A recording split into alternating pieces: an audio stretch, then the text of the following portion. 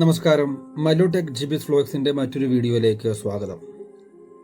ഇന്നത്തെ ഈ വീഡിയോ നമ്മൾ ഇറങ്ങിത്തിരിച്ച ഒരു കാര്യത്തിന്റെ റിസൾട്ടും അതോടൊപ്പം നമ്മുടെ നാട്ടിൽ ഉള്ള കുടുംബാംഗങ്ങൾക്ക് വേണ്ടിയുള്ള ഒരു വലിയ അവയർനെസ് കൂടിയാണ്.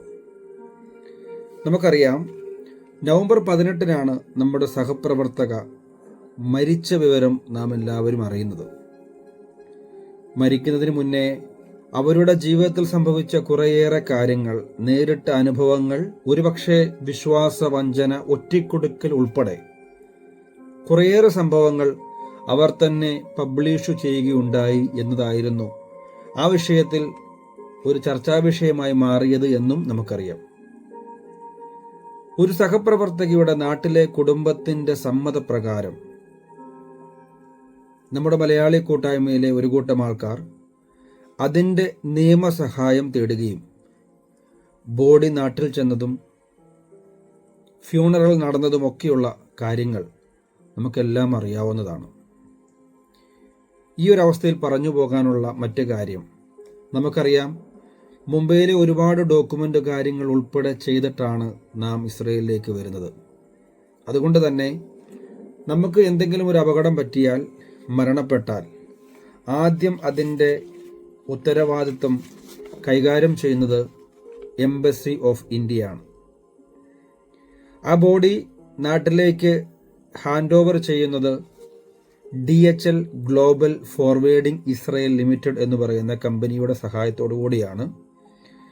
അത് ഇസ്രയേലിൽ ലൊക്കേറ്റ് ചെയ്യുന്നത് 2 റക്കഫെറ്റ് സ്ട്രീറ്റ്, നോർത്ത് ഇൻഡസ്ട്രിയൽ സോൺ, ഷൊഹാം 6083706 എന്ന് പറയുന്ന അഡ്രസ്സിലാണ്. അതോടൊപ്പം തന്നെ നമ്മൾ മരിക്കുകയോ കൊല്ലപ്പെടുകയോ ചെയ്താൽ നമ്മുടെ ബോഡി നാട്ടിലേക്ക് പോകുന്ന പ്രോസസ്സ് വരെ സേഫായി വെക്കുന്നത് പെറ്റതിക്വയിലെ മെനുഹ ലാദ് ലിമിറ്റഡ് 30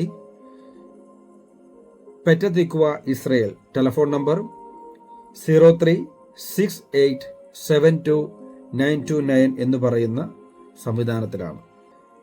നമ്മുടെ ബോഡി നാട്ടിലേക്ക് പോകുമ്പോൾ DHL സർവീസിൻ്റെ ഒരു ലെറ്റർ ഉണ്ടാകും. അതുപോലെ എംബസി ഓഫ് ഇന്ത്യയുടെ ഒരു ലെറ്റർ ഉണ്ടാകും.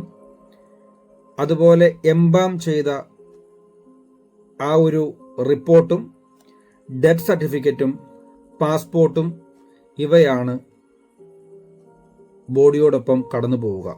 ബാക്കിയുള്ള നമ്മളുടെ സാധന സാമഗ്രികളൊക്കെ പിന്നീട് ഫോർമാലിറ്റിയോടുകൂടി, അതിൻ്റെ ഫോർമൽ ഉത്തരവാദിത്തോടു കൂടിയാണ് ഹാൻഡ് ഓവർ ചെയ്യപ്പെടുക. ഇത്രയും കാര്യങ്ങൾ സൂചിപ്പിച്ചുകൊണ്ട്, ആരിവിടെ എങ്ങനെ മരിച്ചാലും, അത് ആക്സിഡൻ്റ് ആയാലും സൂയിസൈഡ് ആയാലും അസുഖം വന്ന് നോർമൽ ഡെത്ത് ആണേലും, ആ ബോഡി നാട്ടിൽ വന്നാൽ ഉറ്റവരുടെ ബോഡി ഒന്ന് പോസ്റ്റ്മോർട്ടം നടത്തിയിട്ട് ഫ്യൂണറൽ കർമ്മങ്ങൾ നടത്തിയാൽ അത് ചിലപ്പോൾ ഒരു ഉചിതമായ തീരുമാനമായിരുന്നുവെന്ന് ചിലപ്പോൾ നിങ്ങൾക്ക് തോന്നും. നമ്മുടെ കൂട്ടായ്മ നീതി തേടി ഇറങ്ങിയപ്പോൾ കൂടെ ഒപ്പം നിന്നവരും പുറകിൽ നിന്നവരും ഇപ്പോഴും പലപ്പോഴുമായി ചോദിക്കുന്ന ഒരു ചോദ്യമുണ്ട്: എന്തായി അപ്ഡേഷൻ എന്ന്. പരിഹസിച്ച് ചോദിച്ചവരുമുണ്ട്, നീയൊക്കെ വലിയ ആള് കളിച്ച് ഇറങ്ങിയിട്ട് എന്താക്കാൻ പറ്റിയെന്ന്. ജീവന് പോലും ഭീഷണി ഫോണിലൂടെയും കൂട്ടമായി വന്ന് നീ ആരടാ കേസ് കൊടുക്കാനെന്ന് ചോദിച്ചു വന്ന വലിയ കല്ലുമായി എന്നെ കൊല്ലാൻ നോക്കുമ്പോഴും മനസ്സിലായി ഇറങ്ങിത്തിരിച്ചത് ചെറിയ ഒരു കാര്യത്തിനല്ല എന്ന്. മുന്നോട്ട് ഇറങ്ങിത്തിരിച്ചതിനുണ്ടായ ഫലം ആണ് നാട്ടിൽ നടന്ന ഈ പോസ്റ്റ്മോർട്ടം റിപ്പോർട്ട്. സഹപ്രവർത്തകയുടെ ബോഡി ഇവിടുന്ന് പോയപ്പോൾ ഉള്ള റിപ്പോർട്ട്, അതിലെ ഡെത്ത് റീസൺ മെൻഷൻ ചെയ്തത് കോസ് ഓഫ് ഡെത്ത് ഈസ് ഹാങ്ങിങ് എന്നാണ്. എന്നാൽ അതിൽ നിന്നും നാട്ടിൽ നടന്ന പോസ്റ്റ്മോർട്ടം റിപ്പോർട്ട് ഇതാണ്: The death was due to combined effect of construction force around neck and head injury. The death was due to combined effect of construction force around neck and head injury. നമ്മൾ ഇറങ്ങിയിട്ട് എന്തായി എന്ന് നല്ല ഉദ്ദേശത്തോടു കൂടിയും പരിഹസിച്ച് ചോദിച്ചവർക്കുമുള്ള മറുപടിയാണ് ഇത്.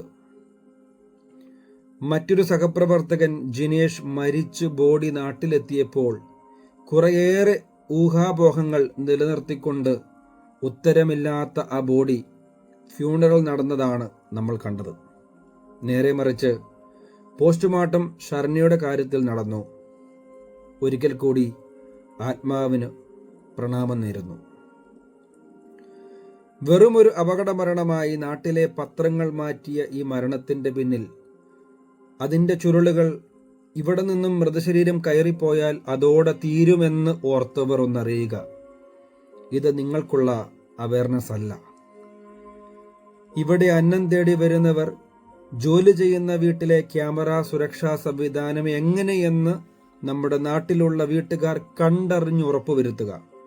അല്ലെങ്കിൽ നാളുകളിൽ ഇവിടെ ആരെങ്കിലും മരിക്കുകയോ കൊല്ലപ്പെടുകയോ ചെയ്താൽ സത്യം എന്തെന്നറിയാത്ത അവസ്ഥയിൽ മറ്റൊരു ജിനേഷായി നമ്മൾ മാറും.